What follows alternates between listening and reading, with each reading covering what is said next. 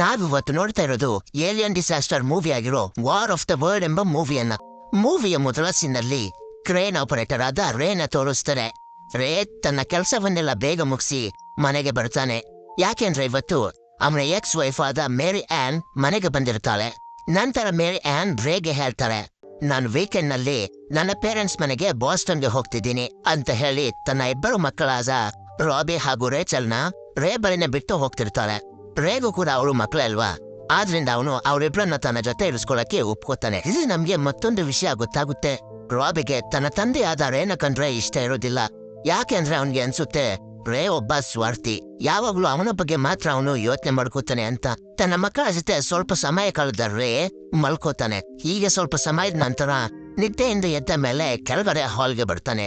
ಅಲ್ಲಿ ಅವನ ಮಗಳು ರೇಚಲ್ ಟಿವಿಯನ್ನ ನೋಡ್ತಿರ್ತಾಳೆ. ಹಾಗೆ ಅವಳು ರೇಗೆ ಹೇಳ್ತಾಳೆ, ರಾಬಿ ನಿಮ್ಮ ಕಾರನ್ನ ಎತ್ಕೊಂಡು ಹೊರಗಡೆ ಹೋಗಿದ್ದಾನೆ ಅಂತ.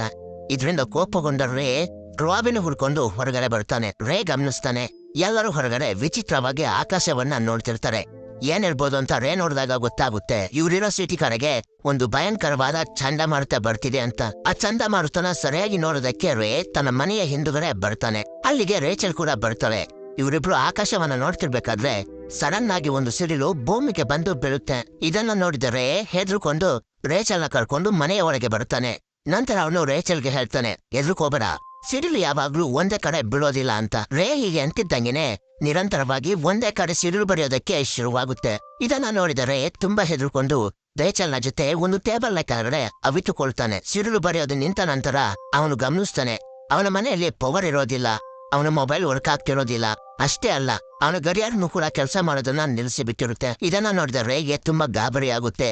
ಹಾಗೆ ಇಲ್ಲೇನೋ ಸರಿಲ್ಲ ಅಂತಾನು ಕೂಡ ಅನ್ಸುತ್ತೆ. ಅದೇ ಸಮಯಕ್ಕೆ ಅವನಿಗೆ ರಾಬಿ ಹೊರಗಡೆ ಹೋಗಿರೋದು ನೆನಪಾಗಿ ಹೊರಗಡೆ ಬಂದು ರಾಬಿಗೋಸ್ಕರ ಹುಡುಕೋದಕ್ಕೆ ಶುರು ಮಾಡ್ತಾನೆ. ಮನೆಯಿಂದ ಸ್ವಲ್ಪ ದೂರದಲ್ಲೇ ರಾಬಿ ಸಿಗ್ತಾನೆ. ಅವನಿಗೆ ರೇ ಮನೆಗೆ ಹೋಗಿ ರೇಚಲ್ನ ನೋಡ್ಕೊ ಅಂತ ಹೇಳಿ ಅವನನ್ನ ಮನೆಗೆ ಕಳಿಸಿ ರೇ ಸಿಡಿಲು ಬೀಳ್ತಿದ್ದ ಜಾಗಕ್ಕೆ ಬರ್ತಾನೆ. ಅಲ್ಲಿ ಬಂದು ನೋಡಿದ್ರೆ ಸಿಡಿಲು ಬಿದ್ದ ಜಾಗದಲ್ಲಿ ರೋಡೇ ಸೀಲ್ ಬಿಟ್ಟಿರುತ್ತೆ. ಅಲ್ಲಿ ತುಂಬಾ ಕೋಲ್ಡ್ ಆಗಿರೋ ಸ್ಟೋನ್ಗಳೆಲ್ಲ ಇರ್ತವೆ. ಅದರಲ್ಲಿ ಒಂದು ಸ್ಟೋನ್ ಅನ್ನ ರೇ ತನ್ನ ಜೋಬಿಗೆ ಹಾಕುತ್ತಾನೆ. ಹೀಗೆ ನೋಡ್ತಿದ್ದಂಗೆನೆ ಸಿಡಿಲು ಬಿದ್ದ ಜಾಗ ಎರಡು ಭಾಗವಾಗಿ ಅದರ ಒಳಗಿಂದ ಒಂದು ಏಲಿಯನ್ ರೋಬೋಟ್ ಮೇಲೆ ಬರುತ್ತೆ. ಆ ಏಲಿಯನ್ ರೋಬೋಟ್ ತನ್ನ ಮುಂದೆ ಸಿಕ್ಕ ಜನರನ್ನೆಲ್ಲ ನೇಸರ್ ನಿಂದ ಕೊಲ್ತಾ ಹೋಗ್ತಿರುತ್ತೆ. ಆ ಏಲಿಯನ್ ರೋಬೋಟ್ ನಿಂದ ಹೇಗೋ ತಪ್ಪಿಸ್ಕೊಂಡು ರೇ ಮನೆಗೆ ಬರ್ತಾನೆ. ರೇನ ಮೈಂಡ್ ಫುಲ್ ಬ್ಲಾಂಕ್ ಆಗೋಗಿರುತ್ತೆ. ಈ ಸಿಟಿಲಿ ಏನ್ ನಡೀತಿದೆ ಅಂತಾನೆ ಅವನ್ಗೆ ಗೊತ್ತಾಗ್ತಿರೋದಿಲ್ಲ. ತುಂಬಾ ಗಾಬರಿ ಆಗೋಗಿರ್ತಾನೆ. ನಂತರ ರೇ ರಾಬಿ ಹಾಗೂ ರೇಚಲ್ಗೆ ಅಗತ್ಯದ ವಸ್ತುಗಳನ್ನೆಲ್ಲ ತಗೊಳ್ಳಿ, ನಾವಿಲ್ಲಿಂದ ಹೋಗ್ಬೇಕು ಅಂತ ಹೇಳ್ತಾನೆ. ಅವಳು ಕೂಡ ಅಗತ್ಯದ ವಸ್ತುಗಳನ್ನೆಲ್ಲ ತೆಗೆದು ಇಟ್ಕೊಳ್ತಾರೆ. ಸೇಫ್ಟಿಗೆ ತನ್ನ ಜೊತೆ ಒಂದು ಗನ್ನ ಕೂಡ ಇಟ್ಕೋತಾನೆ. ರೇ ರಾಬಿ ಹಾಗೂ ರೇಚಲ್ನ ಕರ್ಕೊಂಡು ಹೊರಗಡೆ ನಿಂತಿದ್ದ ತನ್ನ ಫ್ರೆಂಡ್ ನ ಕಾರ್ನ ಎತ್ಕೊಂಡು ಅಲ್ಲಿಂದ ಮುಂದೆ ಬರ್ತಾನೆ. ಆ ಏಲಿಯನ್ ರೋಬೋಟ್ ಲೇಸರ್ ನಿಂದ ಎಲ್ಲರನ್ನು ಸಾಯಿಸ್ತಿರೋದನ್ನ ನೋಡಿದ ರಾಬಿ ಹಾಗೂ ರೇಚಲ್ಗೆ ತುಂಬಾನೇ ಹೆದರಿಕೆ ಆಗುತ್ತೆ. ನಂತರ ಇವರು ಮೂರು ಜನನು ಆ ಸಿಟಿಯಿಂದ ತಪ್ಪಿಸ್ಕೊಂಡು ಮೇರಿ ಆನ್ ಮನೆಗೆ ಬರ್ತಾರೆ. ಅಲ್ಲಿ ಬಂದು ನೋಡಿದ್ರೆ ಮೇರಿ ಆನ್ ಮನೇಲಿರೋದಿಲ್ಲ. ಯಾಕೆಂದ್ರೆ ಅವಳ ಪೇರೆಂಟ್ಸ್ ಮನೆಗೆ ಬಾಸ್ಟನ್ಗೆ ಹೋಗಿರ್ತಾಳೆ. ಮೇರಿ ಆನ್ ಇದ್ದ ಸಿಟಿಯಲ್ಲಿ ಇನ್ನೂ ಕೂಡ ಎಲೆಕ್ಟ್ರಿಸಿಟಿ ಇರುತ್ತೆ. ಯಾಕೆಂದ್ರೆ ಅಲ್ಲಿ ಇನ್ನು ಏಲಿಯನ್ಗಳ ಅಟ್ಯಾಕ್ ಆಗಿರೋದಿಲ್ಲ. ಹೊರಗಡೆ ಪರಿಸ್ಥಿತಿ ಸರಿ ಇಲ್ಲದೆ ಇರೋ ಕಾರಣ ಇವ್ರು ಮೂರು ಜನನು ಇಲ್ಲೇ ಇರ್ಬೇಕು ಅಂತ ಡಿಸೈಡ್ ಮಾಡ್ತಾರೆ. ನಂತರ ಇವ್ರು ಮೂರು ಜನನು ಬೇಸ್ಮೆಂಟ್ಗೆ ಹೋಗಿ ಮಲ್ಕೊಳ್ತಾರೆ. ಹೀಗೆ ಇವ್ರು ಮಲಗಿರ್ಬೇಕಾದ್ರೆ ಹೊರಗಡೆಯಿಂದ ತುಂಬಾ ವಿಚಿತ್ರವಾದ ಶಬ್ದಗಳೆಲ್ಲ ಬರ್ತಿರ್ತವೆ. ಹೀಗೆ ನೋಡ್ತಿದ್ದಂಗೆನೆ ಮತ್ತೊಮ್ಮೆ ಸಿಡಿಲು ಬಿಡೋದಕ್ಕೆ ಶುರುವಾಗುತ್ತೆ. ಆ ಸಿಡಿಲಿನಿಂದ ಇವರಿದ್ದ ಬೇಸ್ಮೆಂಟ್ಗೆ ಬೆಂಕಿ ಹತ್ಕೊಳ್ಳುತ್ತೆ. ಆದ್ರಿಂದ ಇವರು ಮತ್ತೊಂದು ರೂಮ್ಗೆ ಹೋಗಿ ಆ ರೂಮ್ ನ ಲಾಕ್ ಮಾಡ್ಕೊಂಡು ಮಲ್ಕೊಳ್ತಾರೆ. ನಂತರ ಮಾರನೇ ದಿನ ರೇ ಹೊರಗಡೆ ಬಂದು ನೋಡಿದ್ರೆ ನೆನ್ನೆ ರಾತ್ರಿಯ ಸಿಡಿಲಿನಿಂದ ಒಂದು ಫ್ಲೈಟ್ ಕ್ರಾಶ್ ಆಗಿ ಅಲ್ಲಿ ಬಿದ್ದಿರುತ್ತೆ. ಕ್ರಾಶ್ ಆಗಿದ್ದ ಫ್ಲೈಟ್ ನಲ್ಲಿ ಒಬ್ಬ ವ್ಯಕ್ತಿ ಕೆಲವು ವಸ್ತುಗಳನ್ನ ತೆಗೆದುಕೊಳ್ತಿರ್ತಾನೆ. ಇವನೊಬ್ಬ ನ್ಯೂಸ್ ರಿಪೋರ್ಟರ್. ನಂತರ ಅಲ್ಲಿಗೆ ನ್ಯೂಸ್ ರಿಪೋರ್ಟರ್ ನ ಕೊಲೆಗೆ ಬಂದು ರೇಗೆ ಹೇಳ್ತಾಳೆ, ಏಲಿಯನ್ ಅಟ್ಯಾಕ್ ಮಾಡಿದ ಏರಿಯಾದಲ್ಲಿ ಎಲೆಕ್ಟ್ರಿಸಿಟಿ ಕಟ್ ಆಗುತ್ತೆ. ಹಾಗೆ ಯಾವುದೇ ಎಲೆಕ್ಟ್ರಾನಿಕ್ ವಸ್ತುಗಳು ಕೆಲಸ ಮಾಡೋದಿಲ್ಲ. ಎಲೆಕ್ಟ್ರಾನಿಕ್ ವಸ್ತುಗಳು ಕೆಲಸ ಮಾಡದೇ ಇರೋದ್ರಿಂದ ಯಾವ ನ್ಯೂಸ್ ಕೂಡ ಆ ಏರಿಯಾದಿಂದ ಹೊರಗಡೆ ಹೋಗೋದಿಲ್ಲ ಅಂತ ಹೇಳಿ ಅವರು ಕೂಡ ಅಲ್ಲಿಂದ ಹೊರಟು ಹೋಗ್ತಾರೆ. ಆ ಏರಿಯಾದಲ್ಲಿ ಇರೋದು ತುಂಬಾ ಅಪಾಯಕಾರಿ ಅಂತ ಅರಿತುಕೊಂಡ್ರೆ ತನ್ನ ಇಬ್ಬರು ಮಕ್ಕಳನ್ನ ಕರ್ಕೊಂಡು ಅಲ್ಲಿಂದ ಮುಂದೆ ಬರ್ತಾನೆ. ಕಾರಲ್ಲಿ ಬರ್ಬೇಕಾದ್ರೆ ರೇಚಲ್ ನೇಚರ್ ಕಾಲ್ಗೆ ಅಂತ ಹೇಳಿ ಕಾರನ್ನ ನಿಲ್ಲಿಸ್ತಾಳೆ. ಕಾರಿಂದ ದೂರ ಬಂದ ರೇಚಲ್ ಗಮನಿಸ್ತಾಳೆ, ನದಿಯಲ್ಲಿ ಹೆಣಗಳೆಲ್ಲ ತೇಲ್ಕೊಂಡು ಹೋಗ್ತಿರ್ತವೆ. ಇದನ್ನ ನೋಡಿ ರೇಚಲ್ ತುಂಬಾ ಗಾಬರಿಯಿಂದ ಹೆದರ್ಕೊಳ್ತಿರ್ಬೇಕಾದ್ರೆ ಅಲ್ಲಿಗೆ ರೇ ಬಂದು ಅವಳನ್ನ ಸಮಾಧಾನ ಮಾಡಿಸಿ ಕರ್ಕೊಂಡು ಹೋಗ್ತಾನೆ. ಈ ಕಡೆ ಏಲಿಯನ್ ರೋಬೋಟ್ ಜೊತೆ ಯುದ್ಧ ಮಾಡೋದಕ್ಕೆ ಮಿಲಿಟರಿ ಅವರೆಲ್ಲ ಹೋಗ್ತಿರ್ಬೇಕಾದ್ರೆ ಅವರನ್ನ ನೋಡಿದ ರಾಬಿ ನಾನು ಕೂಡ ನಿಮ್ ಜೊತೆ ಬರ್ತೀನಿ ಅಂತ ಹಠ ಮಾಡ್ತಿರ್ತಾನೆ. ಆಗ ಅಲ್ಲಿಗೆ ರೇ ಬಂದು ರಾಬಿಗೆ ಅರ್ಥ ಮಾಡಿಸ್ತಾನೆ, ನೀನು ನಮ್ಮನ್ನ ಬಿಟ್ಟು ಹೋದ್ರೆ ರೇಚಲ್ನ ಚೆನ್ನಾಗಿ ನೋಡ್ಕೊಳ್ಳೋರು ಯಾರು ಅಂತ. ಇದು ರಾಬಿಗೂ ಕೂಡ ಸರಿ ಅನ್ಸಿ ಅವರ ಜೊತೆಲೆ ಇರೋದಕ್ಕೆ ಡಿಸೈಡ್ ಮಾಡ್ತಾನೆ. ರೇಗೆ ಸುಸ್ತಾಗಿದ್ರಿಂದ ಕಾರನ್ನ ಓಡಿಸೋದಕ್ಕೆ ರಾಬಿಗೆ ಕೊಡ್ತಾನೆ. ಇವರೆಲ್ಲ ಅಥೆನ್ಸ್ ಎಂಬ ಸಿಟಿಗೆ ಬಂದಾಗ ಅಲ್ಲಿನ ಜನರೆಲ್ಲ ರೋಡ್ ನಲ್ಲಿ ತುಂಬಿಕೊಂಡಿರ್ತಾರೆ. ಒಳ್ಳೆಯ ಕಂಡೀಷನ್ ನಲ್ಲಿರೋ ಇವರ ಕಾರನ್ನ ನೋಡಿದ ಅಲ್ಲಿನ ಜನರು ಇವರ ಮೇಲೆ ಅಟ್ಯಾಕ್ ಮಾಡಿ ಆ ಕಾರನ್ನ ಕಿತ್ಕೊಳ್ಳೋಕೆ ನೋಡ್ತಾರೆ. ಹೀಗೆ ಈ ಗಲಾಟೆಯಲ್ಲಿ ಇವರ ಕಾರ್ ಒಂದು ಕಂಬಕ್ಕೆ ಕ್ರಾಶ್ ಆಗುತ್ತೆ. ಆದರೆ ಹೊರಗಡೆ ಬಂದು ತನ್ನಲ್ಲಿದ್ದ ಗನ್ನಿಂದ ಗುಂಡುಗಳನ್ನ ಗಾಳಿಯಲ್ಲಿ ಹಾರಿಸ್ತಾನೆ. ಆಗ ಅಲ್ಲಿನ ಜನರು ಶಾಂತವಾಗ್ತಾರೆ. ಅದೇ ಸಮಯಕ್ಕೆ ಅಲ್ಲಿಗೆ ಮತ್ತೊಬ್ಬ ವ್ಯಕ್ತಿ ಗನ್ ಹಿಡ್ಕೊ ಬಂದು ರೇನ ಹೆದರಿಸಿ ಅವನ ಕಾರನ್ನ ಇಸ್ಕೊಂಡು ಅಲ್ಲಿಂದ ಹೊರಟು ಹೋಗ್ತಾನೆ. ಕಾರ್ ಇಲ್ದೇ ಇರೋ ಕಾರಣ ರೇ, ರಾಬಿ, ರೇಚಲ್ 3 ಜನ ಅದೇ ಸಿಟಿಲಿ ಉಳ್ಕೊಳ್ತಾರೆ. ಆ ಸಿಟಿಯಲ್ಲಿ ಮಿಲಿಟರಿಯವರು ಜನರನ್ನೆಲ್ಲ ಒಂದು ಸೇಫ್ ಆದ ಜಾಗಕ್ಕೆ ಕರ್ಕೊಂಡು ಹೋಗೋದಕ್ಕೆ ಒಂದು ಬೋಟ್ ನ ರೆಡಿ ಮಾಡಿರ್ತಾರೆ. ಹೇಗೂ ಮಾಡಿ ಕಷ್ಟಪಟ್ಟು ರೇ, ರಾಬಿ, ರೇಚಲ್ ಇವ್ರ 3 ಜನ ಆ ಬೋಟ್ಗೆ ಎತ್ಕೋತಾರೆ. ಆದ್ರೆ ನೀರಿನಿಂದ ಮೇಲೆ ಬಂದ ಏಲಿಯನ್ ರೋಬೋಟ್ ಆ ಹಡಗನ್ನ ಮಗುಚಿ ಹಾಕುತ್ತೆ. ಹೀಗೆ ಮತ್ತೆ ಆ ರೋಬೋಟ್ ಅಲ್ಲಿದ್ದ ಜನರನ್ನೆಲ್ಲ ಕೊಲ್ಲೋದಕ್ಕೆ ಶುರು ಮಾಡುತ್ತೆ. ಈ ಕಡೆ 3 ಜನ ಈಜ್ಕೊಂಡೆ ದಡವನ್ನ ತಲುಪ್ತಾರೆ. ಹೀಗೆ ಮುಂದೆ ಬಂದ ಇವರು ಒಂದು ಬ್ಯಾಟಲ್ ಫೀಲ್ಡ್ಗೆ ತಲುಪ್ತಾರೆ. ಅಲ್ಲಿ ಮಿಲಿಟರಿ ಹಾಗೂ ಏಲಿಯನ್ ರೋಬೋಟ್ಗಳ ನಡುವೆ ಯುದ್ಧ ನಡೀತಿರುತ್ತೆ. ಯುದ್ಧವನ್ನ ನೋಡಿದ ರಾಬಿ ನಾನು ಕೂಡ ಆ ಯುದ್ಧದಲ್ಲಿ ಪಾಲ್ಗೊಳ್ಬೇಕು ಅಂತ ಹೋಗ್ತಿರ್ತಾನೆ. ರೇ ಅವನನ್ನ ಎಷ್ಟೇ ತಡೆಯೋದಕ್ಕೆ ಪ್ರಯತ್ನ ಪಟ್ರು ಅವನ ಕೈಲಿ ಆಗೋದಿಲ್ಲ. ನಂತರ ಅವನು ಅರ್ಥ ಮಾಡ್ಕೋತಾನೆ ರಾಬಿನ ಇನ್ನೆಷ್ಟೇ ತಡೆದ್ರು ಅವನು ನನ್ನ ಮಾತನ್ನ ಕೇಳೋದಿಲ್ಲ ಅಂತ.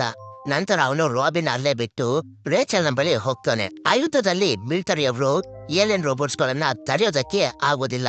ಆ ರೋಬೋಟ್ಗಳು ಮಿಲಿಟರಿಯವರ ಮೇಲೇನೆ ಅತಿಯಾಗಿ ಅಟ್ಯಾಕ್ ಮಾಡೋದಕ್ಕೆ ಶುರು ಮಾಡ್ತವೆ. ರೇ ಹಾಗೂ ರೇಚಲ್ ನಿಂತಿರೋದನ್ನ ನೋಡಿದ ಒಬ್ಬ ವ್ಯಕ್ತಿ ಅವರಿಬ್ಬರನ್ನ ತನ್ನ ಮನೆಗೆ ಕರೀತಾನೆ. ನಂತರ ಆ ಮನೆಯ ಮಾಲೀಕ ರೇ ಹಾಗೂ ರೇಚಲ್ 3 ಜನ ಹೋಗಿ ಆ ಮನೆಯ ಬೇಸ್ಮೆಂಟ್ ನಲ್ಲಿ ಅವಿತುಕೊಳ್ತಾರೆ. ಇವ್ರು 3 ಜನ ಬೇಸ್ಮೆಂಟ್ ನಲ್ಲಿ ಅವಿತುಕೊಂಡಿರ್ಬೇಕಾದ್ರೆ ಅಲ್ಲಿಗೆ ಒಂದು ರೋಬೋಟ್ ಬಂದು ಯಾರಾದ್ರೂ ಮನುಷ್ಯರು ಇದ್ದಾರಾ ಅಂತ ಚೆಕ್ ಮಾಡ್ತಿರುತ್ತೆ. ಏಲಿಯನ್ ರೋಬೋಟ್ ಅನ್ನ ನೋಡಿದ ಆ ಮನೆಯ ಮಾಲೀಕ ಅದನ್ನ ಶೂಟ್ ಮಾಡೋದಕ್ಕೆ ನೋಡ್ತಾನೆ. ಆದರೆ ಅವನನ್ನ ತಡಿತಾನೆ. ಯಾಕೆಂದ್ರೆ ಗುಂಡಿನ ಶಬ್ದದಿಂದ ಇನ್ನೂ ಹೆಚ್ಚು ಏಲಿಯನ್ಗಳು ಅಲ್ಲಿಗೆ ಬರ್ಬೋದು ಅಂತ. ಅಲ್ಲಿಗೆ ಇನ್ನಷ್ಟು ಏಲಿಯನ್ಗಳು ಬಂದು ಬೇಸ್ಮೆಂಟ್ ನೆಲ್ಲ ಹುಡ್ಕಾಡ್ತಾರೆ, ಯಾರಾದ್ರೂ ಮನುಷ್ಯರು ಸಿಗ್ತಾರಾ ಅಂತ. ಆದ್ರೆ ಯಾರು ಸಿಗದೇ ಇರೋ ಕಾರಣ ಅಲ್ಲಿಂದ ಅವು ಹೊರಟೋಗ್ತವೆ. ನಂತರ ಅಲ್ಲಿ ರೇ ಗಮನಿಸ್ತಾನೆ, ಕೆಂಪು ಮರದ ಬೇರುಗಳೆಲ್ಲ ಬೆಳೆದುಕೊಂಡಿರ್ತವೆ. ಈ ತರ ಏಲಿಯನ್ಗಳೇ ಮನುಷ್ಯರ ರಕ್ತದಿಂದ ಮಾಡಿಸಿರ್ತವೆ. ಯಾಕಂದ್ರೆ ಭೂಮಿಯಲ್ಲಿ ಏಲಿಯನ್ಗಳ ಅಟ್ಮಾಸ್ಫಿಯರ್ ಕ್ರಿಯೇಟ್ ಆಗ್ಲಿ, ಅಲ್ಲಿ ಏಲಿಯನ್ಗಳು ವಾಸ ಮಾಡುವಂತೆ ಆಗ್ಲಿ ಅಂತ. ಇದನ್ನೆಲ್ಲ ನೋಡಿ ಹೆದರ್ಕೊಂಡ ಆ ಮನೆಯ ಮಾಲೀಕ ಬೇಸ್ಮೆಂಟ್ ನಲ್ಲಿ ಒಂದು ಟನಲ್ ನ ತೋಡೋದಕ್ಕೆ ಶುರು ಮಾಡ್ಕೋತಾನೆ. ಇವನು ಹೀಗೆ ಮಾಡ್ತಿದ್ರೆ ಇವರೆಲ್ಲ ಏಲಿಯನ್ಗೆ ಸಿಗಾಕೊಳ್ತಿದ್ರು. ಆದ್ರಿಂದ ರೇಚಲ್ ಕಣ್ಣಿಗೆ ಒಂದು ಬಟ್ಟೆಯನ್ನ ಕಟ್ಟಿ ಆ ಮನೆಯ ಮಾಲೀಕನನ್ನ ಕೊಂದು ಹಾಕ್ತಾನೆ. ಬೇಸ್ಮೆಂಟ್ ನಲ್ಲಿ ರೇ ಹಾಗೂ ರೇಚಲ್ ಮಲಗಿರ್ಬೇಕಾದ್ರೆ ಅಲ್ಲಿಗೆ ಮತ್ತೆ ಆ ರೋಬೋಟ್ ಬರುತ್ತೆ. ಬಂದು ಈ ಸಲ ರೇ ಹಾಗೂ ರೇಚಲ್ ಇರೋದನ್ನ ಕಂಡು ಹಿಡಿದು ಬಿಡುತ್ತೆ. ಆ ರೋಬೋಟ್ ಅನ್ನ ನೋಡಿದ ರೇಚಲ್ ಅಲ್ಲಿಂದ ಹೆದರ್ಕೊಂಡು ಹೊರಗಡೆ ಬಂದು ಬಿಡ್ತಾಳೆ. ರೇ ಆ ರೋಬೋಟ್ ಅನ್ನ ಕೊಡಲಿಯಿಂದ ಕತ್ತರಿಸಿ ಹೊರಗಡೆ ರೇಚಲ್ನ ಹುಡ್ಕೊಂಡು ಬರ್ತಾನೆ. ಹೊರಗಡೆ ಬಂದು ನೋಡಿದ್ರೆ ಎಲ್ಲನೂ ಅಲ್ಲಿ ನಾಶವಾಗಿ ಹೋಗಿರುತ್ತೆ. ಹೀಗೆ ರೇಚಲ್ನ ಹುಡುಕ್ತಿರ್ಬೇಕಾದ್ರೆ ಆ ಏಲಿಯನ್ ರೋಬೋಟ್ ಅವನ ಮೇಲೆ ಅಟ್ಯಾಕ್ ಮಾಡೋದಕ್ಕೆ ನೋಡುತ್ತೆ. ಆದರೆ ಒಂದು ಕಾರ್ನಲ್ಲಿ ಹೋಗಿ ಬಚ್ಚಿಕೊಳ್ತಾನೆ. ಈ ಕಡೆ ರೇಚಲ್ನ ಆ ಏಲಿಯನ್ ರೋಬೋಟ್ ಹಿಡಿದುಕೊಂಡು ಹೋಗ್ತಿರುತ್ತೆ. ಇದನ್ನ ನೋಡಿದರೆ ಅಲ್ಲೇ ಸಿಕ್ಕ ಗ್ರೆನೇಡ್ ಗಳನ್ನ ತಗೊಂಡು ಬ್ಲಾಸ್ಟ್ ಮಾಡಿ ಏಲಿಯನ್ಗಳ ಗಮನವನ್ನ ತನ್ನ ಕಡೆಗೆ ಸೆಳಿತಾನೆ. ಆಗ ಆ ಏಲಿಯನ್ ರೇನ ಹಿಡಿದು ತುಂಬಾ ಜನರನ್ನು ಹಾಕಿಕೊಂಡಿದ್ದ ಒಂದು ಪಂಜರಕ್ಕೆ ಹಾಕುತ್ತೆ. ಅಲ್ಲಿ ರೇಗೆ ರೇಚಲ್ ಕೂಡ ಸಿಗ್ತಾಳೆ. ನಂತರ ಆ ಏಲಿಯನ್ ರೋಬೋಟ್ ಮನುಷ್ಯರನ್ನ ಎತ್ಕೊಳ್ಳೋಕೆ ತನ್ನ ಟೆಂಟಿಕಲ್ಸ್ ನ ಆ ಪಂಜರದ ಒಳಗಡೆ ಹಾಕ್ದಾಗ ಆದರೆ ಆ ಏಲಿಯನ್ ರೋಬೋಟ್ ನ ಟೆಂಟಿಕಲ್ ನ ಹಿಡ್ಕೊಂಡು ಅದ್ರ ಜೊತೆನೆ ಹೋಗ್ತಿರ್ತಾನೆ. ಯಾಕೆಂದ್ರೆ ಅವನ ಹತ್ರ ತುಂಬಾ ಗ್ರಾನೈಟ್ ಗಳಿರ್ತವೆ. ನಂತರ ರೇ ಗ್ರಾನೈಟ್ ಗಳನ್ನ ಆ ಏಲಿಯನ್ ರೋಬೋಟ್ ಒಳಗಡೆ ಹಾಕ್ತಾನೆ. ಆಗ ಏಲಿಯನ್ ರೋಬೋಟ್ ಬ್ಲಾಸ್ಟ್ ಆಗಿ ಆ ಪಂಜರದಲ್ಲಿದ್ದ ಎಲ್ಲಾ ಜನರು ಬದುಕಿಕೊಳ್ತಾರೆ. ಆ ಏಲಿಯನ್ ನಾಶ ಆಗಿದ್ರಿಂದ ಭೂಮಿಯಲ್ಲಿ ಬೆಳೆತಿದ್ದ ಕೆಂಪು ಮರದ ಬೇರುಗಳು ಕೂಡ ನಾಶವಾಗಿ ಹೋಗ್ತವೆ. ಮಿಲಿಟರಿಯವರು ಆ ಏಲಿಯನ್ ರೋಬೋಟ್ ಒಳಗಡೆ ಏನಿದೆ ಅಂತ ನೋಡಕ್ಕೆ ಹೋದಾಗ ಅದರಿಂದ ತುಂಬಾ ಆರೆಂಜ್ ಕಲರ್ ಲಿಕ್ವಿಡ್ ಹೊರಗಡೆ ಬರುತ್ತೆ. ಕೊನೆಗೆ ಆ ಏಲಿಯನ್ ರೋಬೋಟ್ ಒಳಗಿಂದ ಒಂದು ಏಲಿಯನ್ನ ಕೈ ಕೂಡ ಹೊರಗಡೆ ಬರುತ್ತೆ. ಈ ಕಡೆ ರೇಚಲ್ ಕರ್ಕೊಂಡು ಮೇರಿ ಆನ್ ಮನೆಗೆ ಬಾಸ್ಟನ್ಗೆ ಬರ್ತಾನೆ. ಅಲ್ಲಿ ಅವನಿಗೆ ರಾಬಿ ಕೂಡ ಸಿಗ್ತಾನೆ. ಈಗ ರೇ ಹಾಗೂ ರಾಬಿ ಮಧ್ಯೆ ಯಾವ ಜಗಳನ್ನೂ ಇಲ್ಲ, ಅವರಿಬ್ರು ಒಂದಾಗ್ತಾರೆ. ನಂತರ ನಮ್ಗೆ ಮೂವಿಯ ಕೊನೆಯಲ್ಲಿ ಗೊತ್ತಾಗುತ್ತೆ ಏಲಿಯನ್ಗಳು ಸೋತಿದ್ದಕ್ಕೆ ಮುಖ್ಯ ಕಾರಣ ಅಂದ್ರೆ ಇಮ್ಯುನಿಟಿ ಕೊರತೆ ಅಂತ. ಮನುಷ್ಯರಲ್ಲಿದ್ದ ಇಮ್ಯುನಿಟಿ ಪವರ್ ಏಲಿಯನ್ಗಳಲ್ಲಿ ಇರೋದಿಲ್ಲ. ಆದ್ರಿಂದ ನಾವು ಮನುಷ್ಯರಿಂದ ಸೋತಿದ್ದು. ಈ ಹ್ಯಾಪಿ ಎಂಡಿಂಗ್ ಜೊತೆಗೆ ಈ ಮೂವಿನೂ ಕೂಡ ಎಂಡ್ ಆಗುತ್ತೆ.